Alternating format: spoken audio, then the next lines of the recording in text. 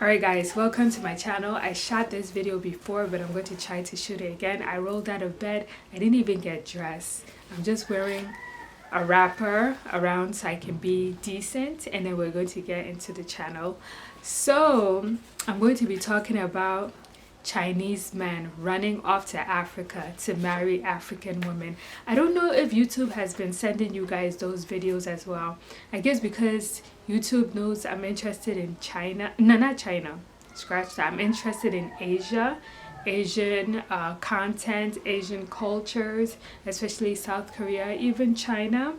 So they send me a lot of videos, and I do watch a lot of interracial relationships videos. So they've been sending me for like the past 2 years videos of Chinese men married to African women, and they're great. I love them. There's one favorite that I like. Her name is Rose. She's from Uganda, and she's married to a Chinese man. He's a little older in age, but their relationship works well. They've been married like maybe 10 years, 10, 11 years, and they have a 10-year-old son. And last year they had another child, a daughter. And I was so ecstatic because I was like, Rose, just have one more child, because you know China has increased their one-child policy to more than one. You can have more than one child now in China. So I was happy. I don't know if it was me that she was listening to, because I usually stay out of women's womb. I will tell you one thing about me. I don't have any children. I'm in my 40s. I don't think you should pressure anyone to have children. I hate when people do that. But for some reason, I just felt like Rose needed another child. I don't know why. And I never, one thing about me, I never tell people, strangers, to have children. It's not my business. I don't care. But something made me write a post. I was like, you just need a daughter. And now she has a daughter, and I'm so happy. She's so cute. But anyway, her channel is her and her husband life in China. She does cooking videos. She teaches you about traditional Chinese cuisine. Her husband is a chef, or he was a chef. Her brother-in-law, they're a chef as well. That's how she learned. And her channel is so interesting. She includes her neighbors and her family in her videos. It's very intricate, and you can see she has just a good heart and a great personality.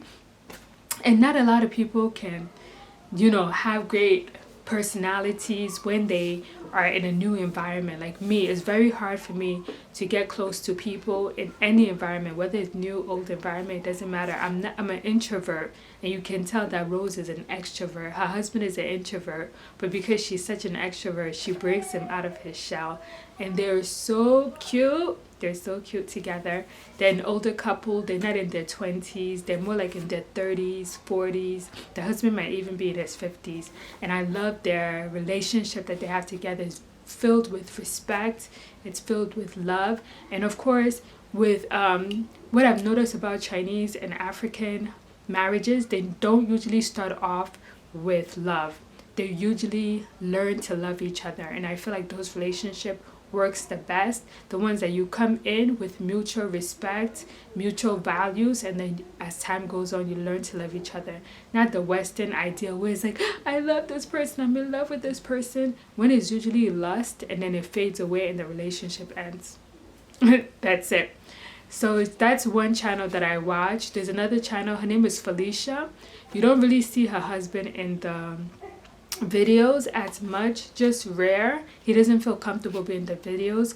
But since she started her YouTube channel, as well as they have Chinese version of TikTok, social media as well, they've both grown. They've both made a lot of money and have been able to build homes and build businesses. At least for Felicia, her and her family have built businesses in Tanzania, where she's from, and she even brought one of her sister along, and she married a well-to-do Chinese guy, and he's so cute, he's so cuddly, he's so adorable, and they just had a child as well. Felicia has 2 children, and the sister just had a son, and it's amazing. They just came back from Tanzania building businesses together, and I feel like this is a good segue into saying that Chinese and African relationships can work well because they have a mutual interest in building their community,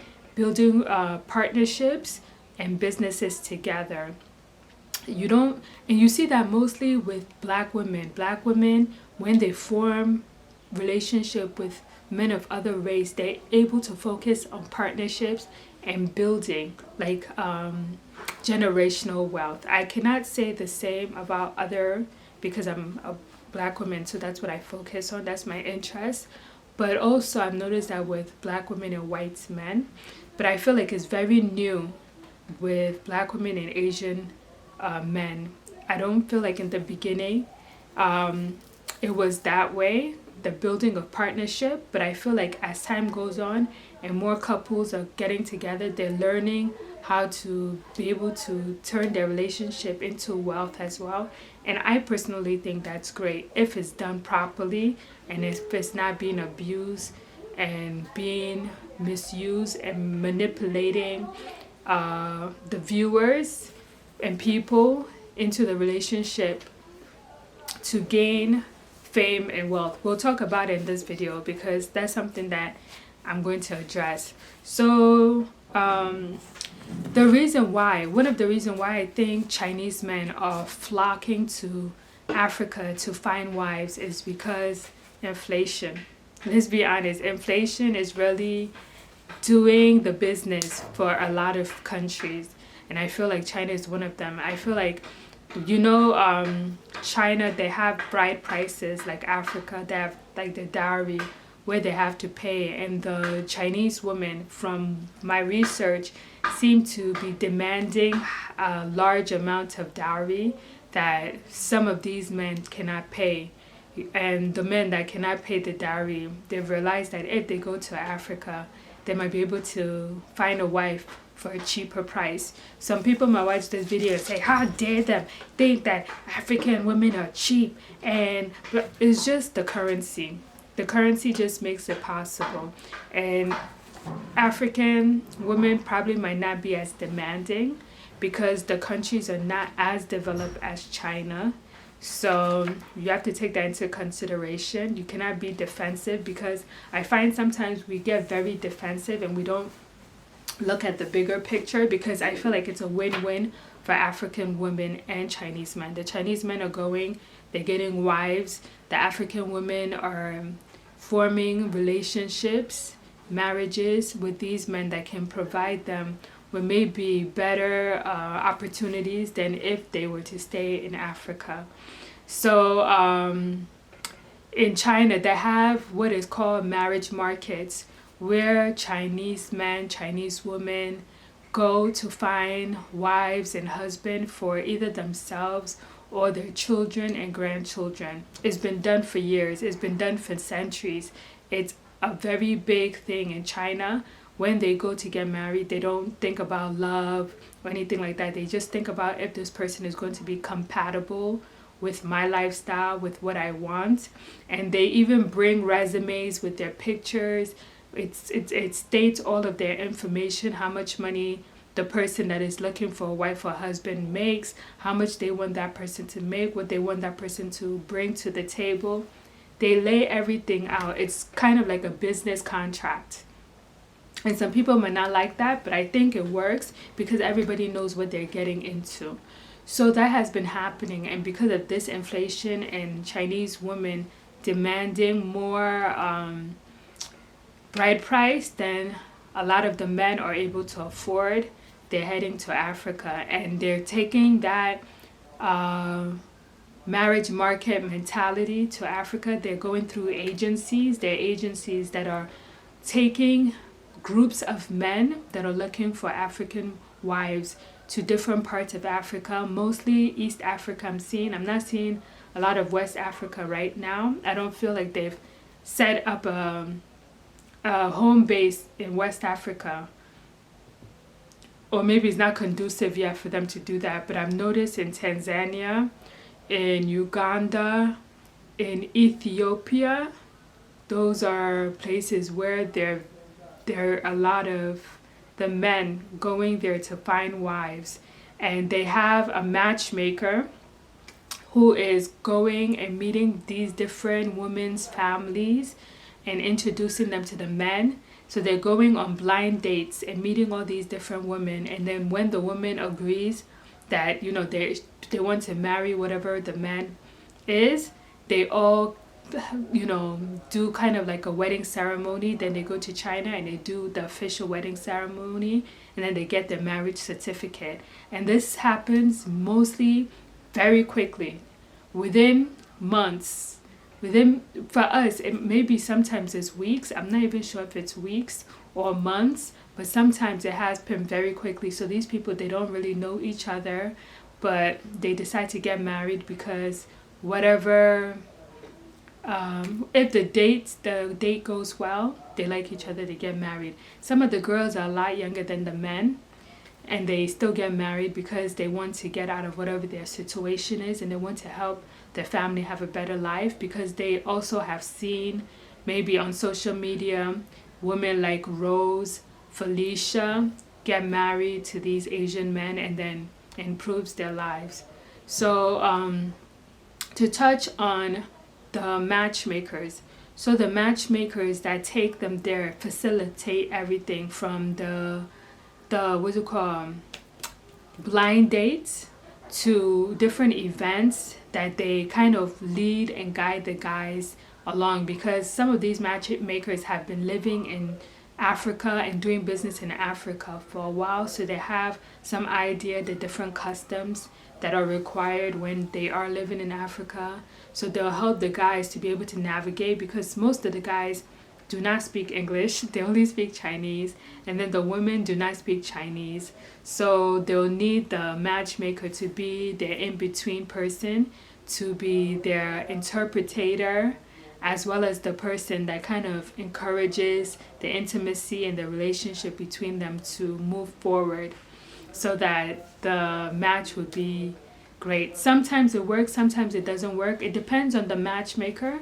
If the matchmaker just cares about money, he doesn't care about the compatibility of the couples, and they just set these unknowing, trusting, naive young girls with men that are not compatible. They have those situations. I can think of one situation of a girl, I don't know if her name is Angela and his name is Jin Tao, but Jin Tao is like in his 30s, like 35 or something. He's supposed to be artistic. So I'm not saying that just because someone is artistic, they shouldn't be able to get married, but I feel like from what I hear on social media, his artistic is more on a level where he can get violent and get very aggressive. And then the matchmaker wasn't direct and honest with the girl and had her marry this older man who's artistic and a little bit on the violent side. So they would be getting into fights, physical fights. Even before they got married, they got into a physical fight, and she herself is aggressive as well. She tries to force him to do things he doesn't want to, not respecting his age and his level of, you know, social behavior. So that couple is kind of concerning. A lot of netizens, they're complaining about them and telling her to run and to leave the relationship. They even warned her before she married him, and the matchmaker gaslit her into marrying the guy and was saying it's a lie, it's not true, whatever people were warning her about, because they can tell and they probably knew about him. So now she's in this relationship, and I hope it works out. And if it doesn't, I hope her mother is the kind of person that can come back and help her to, you know, leave this relationship, especially if it's a toxic and violent relationship, because from what I've heard, it seems like they're dealing already with domestic violence and they've only been married for a few months. So that's situations like that, those kind of stories you have to be wary of, because they don't know each other. They're marrying in a short frame, so you don't know, there's no background check that is being done for the women and for the men. There's no background check, so you don't know if the person is a good person or a bad person until you get married and live with them. So that's an issue that some of these girls are dealing with. There's some success stories. One of my favorite couple, her name is Aisha, I think, and his name is Zachariah. Zachariah. I think that's his name. They're both Muslim. He's a Muslim Chinese guy, and she's Muslim. She's from Tanzania as well. And they're such a cute couple. Right now, she's pregnant. She's about to have her first child. They're on the younger side in their early 20s. I think he's in his mid-20s and she's in her early 20s. As far as I know, she could be maybe in her late teens, but I think she's in her early 20s. And they have two matchmakers, not one. They have two matchmakers, and both of the matchmakers, they're obnoxious. I'm sorry. Some of the matchmakers are nice. Some of them, I mean, the matchmakers, they help them with whatever they need. They help them with their camera presence. They're the ones that encourage them to be on camera. Because one thing that these Chinese men have realized is that not only can you make money on social media, but if you're married to an African woman, you can make a lot more money, because right now that's the trend and what everyone is interested in, which is being married to African women. So the matchmakers, they're very loud, they're very obnoxious, they like to be on camera. There's one that I'm so confused by his agenda. It's like he acts like he's jealous of Zachariah and wish that he was the one that was married to Aisha. He's always forcing Aisha to engage with him, and you can tell she's very irritated and annoyed by him. One time she even hit him twice because he was annoying her. And it's very, I don't know why the matchmakers, after they get married, I don't know why they need to still be there on camera or be around them. I'm sure it's to maybe motivate them to keep posting, because they feel like if they're not there, they won't be as motivated to post social media videos, because those social media videos are right now what is going to give them the money for them to improve their lifestyle. So that part I understand, but this one of a matchmaker for Aisha and Zachariah, I feel like he has this hidden agenda that I don't like. He's too friendly with Aisha. He makes us very uncomfortable, and sometimes I feel like he's hitting on her and pretending that she's his wife instead of Zachariah, and he's always intrusive in their relationship. He'll look through her medical records for whenever she goes for a checkup for her pregnancy. He's just very invasive, and he just crosses boundaries, and he's always at their house, always eating up their food and at their house. It's like, doesn't this man have his own house and somewhere to go? So I feel like they need to set boundaries with their matchmakers. Before they get married, it's okay. After they get married, while they're getting settled into marriage life, is okay. But I feel like after a certain time, the matchmakers need to back off and leave these couples to live their life. It's like this man does not want to leave their house. He wants to insert himself as a middle man in their marriage, and it's weird. It's very weird, and I wish the Chinese netizens would tell him to leave so that Zachariah and Aisha could just live their happy married life. I love their interaction with each other. They're very respectful towards each other. So that's another, great story. I'm going to watch them. They're new, and I don't know if they have a personal YouTube channel, but if they do, I'll definitely be subscribing, and I'll update you guys on all these couples in the future. I may even put pictures somewhere of each couple that I'm talking about that you can know. And then I'm going to touch on the last couple that I'm going to talk about that is a con for this whole marriage trend that is happening between between Chinese and African women. So there was this guy who went to Ethiopia because he was looking for a wife. He has a young son, very young, like maybe 1 or 2. So he just recently divorced the wife. I don't know what happened with the wife for him to divorce her, because Chinese people rarely get divorced, especially at that early state of marriage. So, sorry. So I don't know if he's the problem in the marriage or if the wife is the problem. But from hearing him talk, I feel like he's the problem in the marriage. He's a little bit narcissistic, very self-centered, loves to talk a lot, and it seems a little bit controlling. That's what I get from him. And he came to Ethiopia very desperate, and that's not what these men want to do. They're looking for wives. They don't have enough money to pay bride price to Chinese women, so they're getting African wife at a more affordable cost. But do not come desperate, because when you come desperate, they will scam you. Let me tell you, it's not just you have to worry about these Chinese men, you're exploiting these women. You have to worry about these women also exploiting these Chinese men. So his matchmaker is this Ethiopian woman that was setting him up on dates with these women, these Ethiopian young girls. They were very young. Supposedly they were asking for more money than he had, and it didn't work out. He went on multiple dates, lots of dates, and it didn't work out. So the netizens were saying to him, first of all, you're a divorced man with a child. Your standards are too high. You need to lower your standards and look for an African woman who maybe also is divorced with a child, because he didn't want that. He just wanted a young woman maybe to take care of his child for him. So he listened to the netizens because they told him, marry your matchmaker, because they felt like the matchmaker was deliberately setting him up to fail, with these young women because she wanted to marry him. So I don't know what happened, but the matchmaker was like, take me to China with you.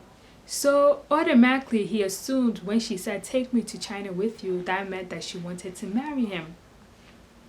That's what everybody assumed, because he's looking for a wife. Why would he take a woman to China with him if they're not getting married?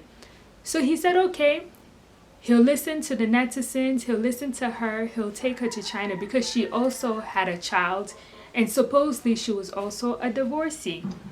He takes her to China, they play around in China, he takes her sightseeing, whatever, and then the next thing we know, we find out that her ex-husband won't give her a divorce. How is he her ex-husband if they're still married? So this woman is still married to a man, goes all the way to China with another man, and is planning on marrying him. How does that work? I know in certain African countries, men can marry more than one wife. But besides Kenya, I think it's Kenya, I think Kenya is one country with there are women that can have more than one husband. I think, I'm not sure, don't quote me on that. But other than that, I don't know if Ethiopia allows their women to have more than one husband, because all of a sudden she's not divorced, she still has a husband. The husband is refusing to give her a divorce. Why didn't the guy do research before carrying this married woman to China to become his wife? Desperation. It's because of desperation. And I think the reason, his agenda is because he's seen all these Chinese men with these African women. They're making a lot of money. I'm saying a lot of money on social media by having these African wives. And he also is struggling, and he wants to make money on social media by having an African wife. So he doesn't even care if the wife is married. He'll take any African wife just so he can have one, so he can parade around social media saying that, look, I have an African wife. I have an African wife. Follow me so you can watch my video with me and my African wife. That's what I think it is for him. So now he went back to Ethiopia. The husband is refusing to give her a divorce. She has moved on and gone back to matchmaking another Asian man and asking that man to take her to China. And now he spent a lot of money on this woman, taking her to China, playing around with her in China, who knows? And now he's back to not having a wife, an African wife. Who knows when they're playing around if she got pregnant? Imagine if the next thing we hear, she's pregnant with his child. Now he'll have to pay child support. And I don't know what Ethiopian laws are. I don't know if there's adultery laws and the consequences for adultery law, because if she gets pregnant by this Chinese man and then they force him to pay child support or even sue him for adultery, there he goes. This is the drama that we're facing with these Chinese men going to Africa. I'm sorry, I'm not a fan of reality TV and I don't like a lot of drama, but this stuff is too much. It's too much. So I might even put the channels, if you guys are not following them already, so you guys can see the couples I'm talking about. But having said all of that, I think it's a win-win for both Asian men and African women to get married, because one thing I notice about Asian men, they love building empires, they love building businesses, and if you're their wives, for whatever reason, I don't know if they do the same with Chinese women. I don't know if Chinese women are interested in building wealth with their husband, but I know African women usually are. And I notice with these new relationship, these new Chinese and African women relationship, they're working together in partnership to build businesses and wealth, and I think that's a good thing. And then we have the economy is changing. We're moving away from dollar, we're moving into digital currency, we're moving into cryptocurrency. There's BRICS. I don't know if you guys know what BRICS is. BRICS is this alliance between Brazil, Russia, India, China, and South Africa, and now Nigeria has also become a partner, as well as I think Malaysia, Indonesia, Turkey. There's so many partners, and it's going to get bigger. With those partnerships, you're going to see a lot more Asian and African marriages partnership. You're going to see a lot of more Russian, more Brazilian, more Indian, more South African partnership with different African countries. So this is just a start. You understand? Africa is the future. And I just wanted to share that with you guys, what is going on. A lot of Chinese men, they're running to Africa to marry African women because the Chinese women are demanding too much money. And you also know with the one-child policy that happened in the 80s, around when I was born, the population for women is a lot less than the men. So they're running out of women of marriageable age. So that's another reason why they're leaving China to go to other countries to find wives. And it just seems like maybe Africa is the easiest route, but I'm sure there's going to be some with Russia, there's going to be some with India, there's going to be some with Brazil. Chinese people, Chinese men, I'm saying, they're going to be going to those countries as well, even South Africa, to marry African women because of this partnership that they have and they're trying to build. And it'll also give them opportunities to live permanently in Africa and do business in Africa, which I'm pretty sure is in the back of their mind or the forefront of their mind, the main goal of marrying these African women so they can have access to Africa, because China wants access to Africa. And for a long time it's been touch and go. It's been touch and go with Africa for China, and they've realized that in order for them to have a good, permanent, solid relationship with Africa, they have to intermarry into Africa. That's the best way. You got to do it like the mafia. You have to intermarry. It stays in the family. It has to stay in the family. So guys, let me know what you guys think about these Chinese men leaving the Chinese marriage market and going overseas to Africa to start an African marriage market. Do you guys think it's a good idea? Do you think it's a bad idea? It's nothing like the passport bro kind of trend that is happening. This is something that has been ingrained in China for a long time. It's just that they've moved the marriage market from their home base to another home base, and they're going to continue doing that throughout probably the whole continent that is now Western, because it seems like they've moved away from Western marriage market. So a lot of them are not interested in marrying Western women anymore. So they're becoming more focused on Africans and, you know, so on. So guys, like this video. Let me know if you like this type of videos as well, not just celebrity based gossip videos. And I'll see you guys next time. All right, bye.